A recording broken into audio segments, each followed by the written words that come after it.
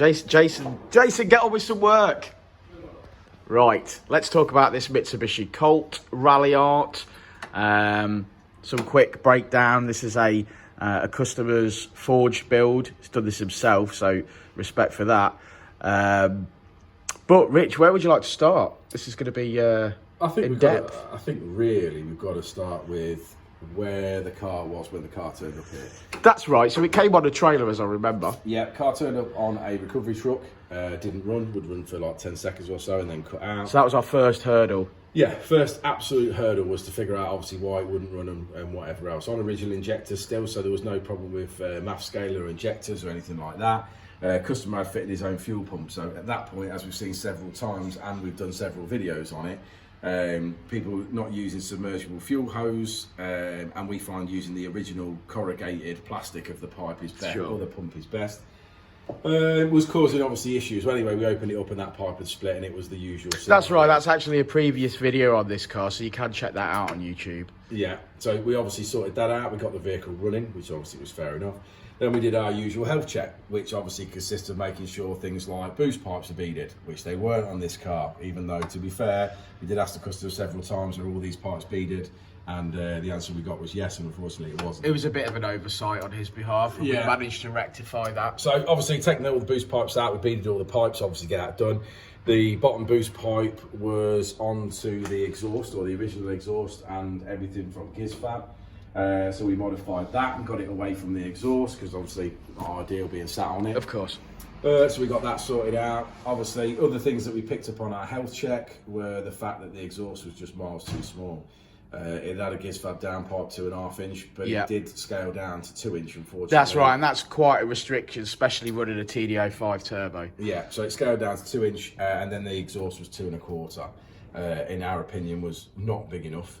So we seeked permission off the customer to make a whole new 3-inch system, which we've done, and we've obviously got images for us. From the turbo back. Yeah, from the turbo back, so we can add that to the, to the... Yeah, we'll add a load of images at the end of this video, guys, so you can see the actual the work that's been done. We then had a coolant leak, which was just an O-ring on a pipe, which again is just one of those things when a vehicle's not been ran. Customers built it, they've not ran it up. That's right. There's a lot of shakedown to do, isn't there? When you're building something, there's a certain amount of shakedown that you need to do to find these little issues. Of course, you can never. You're always 9 out of 10 times have a little problem, whatever that problem is. And this is a little coolant leak from an O-ring. That's just life. That's one of those things. But obviously, it needed fixing before it could hit the dyno. So at that point, once we'd done the exhaust and everything, we really felt we were at a point to put it on the dyno and at least get a base file on there and start working. Start obviously, doing some pulls, make sure everything's all right and everything else. Obviously, injectors got fitted, everything got scaled. That's right, Denso pink injectors, 550cc's. Yeah, all the base mat went on. Everything seemed okay, apart from the fact we weren't making any boost. Yeah. Real bad lag, real no boost. We've had this before with the TD05s, I'm sure we'll see it again.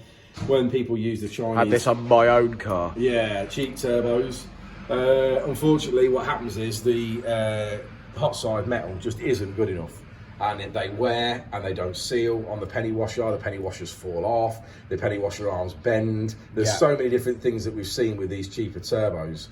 So utilising the turbo itself. Yeah. So we took off the exhaust that we just fitted on, or the downpipe at least, so we could check the penny washer.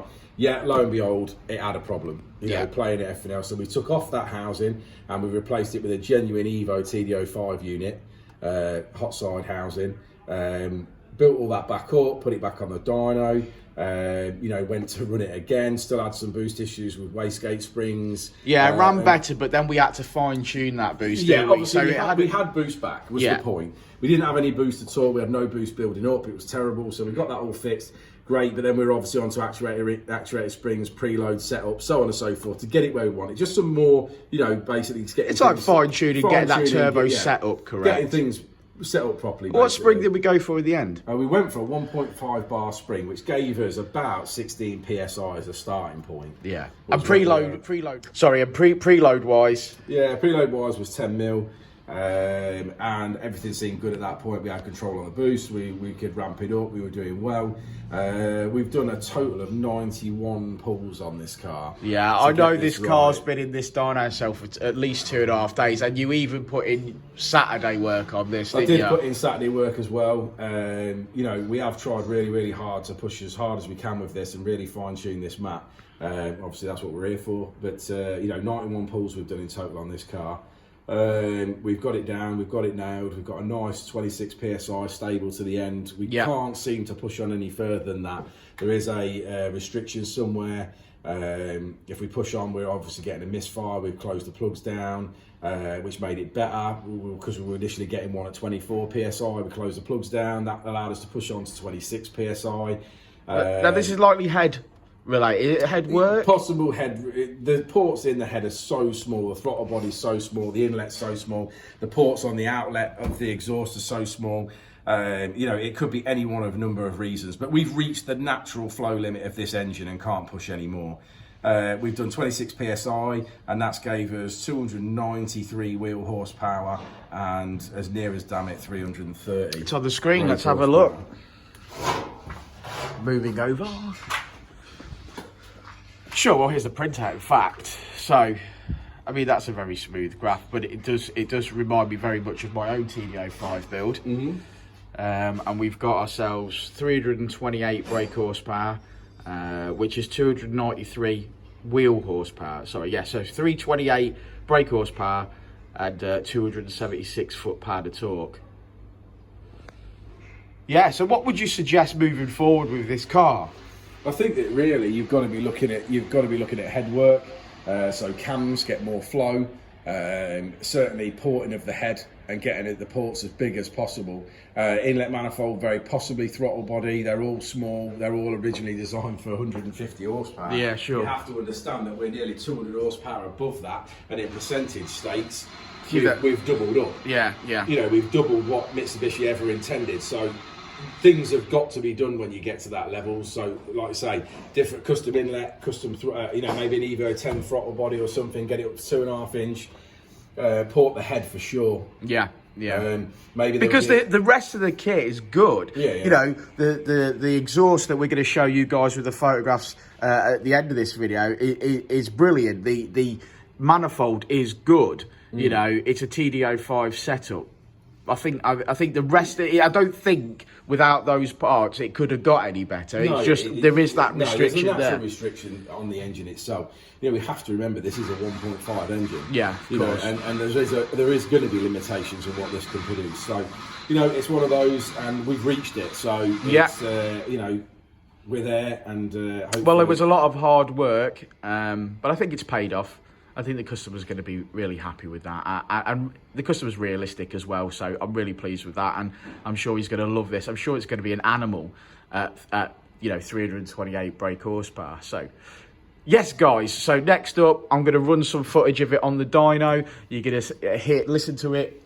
You're going to know the exhaust tone, etc. See it screaming, basically. It sounds absolutely great. And then towards the end of the video, we'll have all the photographs of the exhaust work that Richard's done. And there'll be a link to the original video as well when it came in.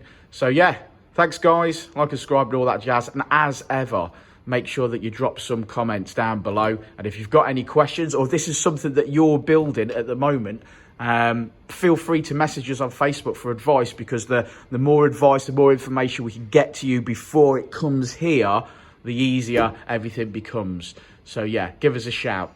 Hey Jason, do you want to explain what you're doing under there? Putting the AFR gauge sensor into the downpipe to give you an accurate reading. Well done. Thanks, Dan. Are you enjoying it? No, I'm really not. You can have a 5-minute break when you're finished. Oh, it wasn't that, mate, but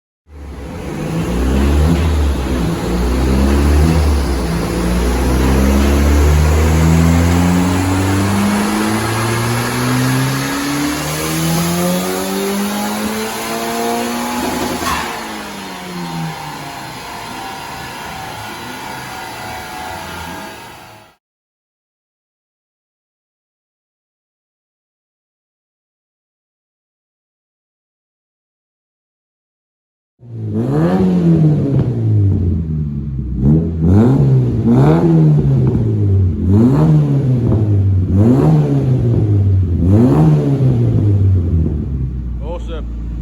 That's a 3-inch back, custom downpipe, custom exhaust system, TD05 turbo, of course.